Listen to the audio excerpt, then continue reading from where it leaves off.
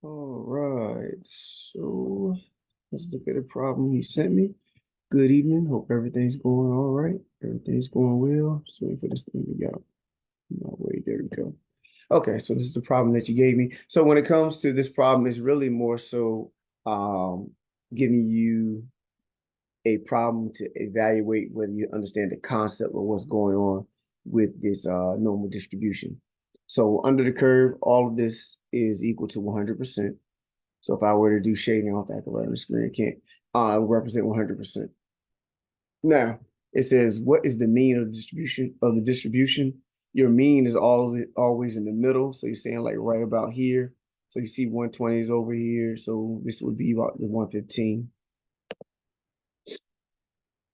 And so your mean is always in the middle. All right, it says estimate the percentage of students whose blood pressure is less than 100. So 100 would be about right here. So we're looking at these values would represent less than 100.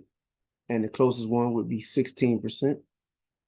Because you know, like I said, what's under this curve, everything is 100% in total.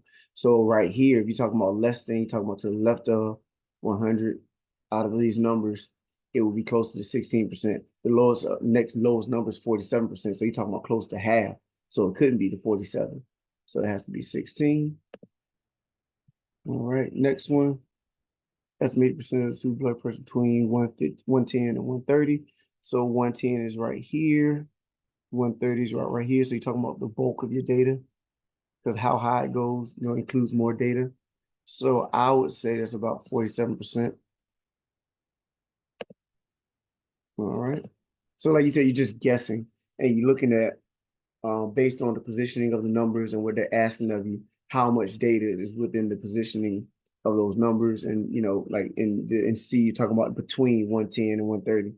In B, you're talking about less than 100.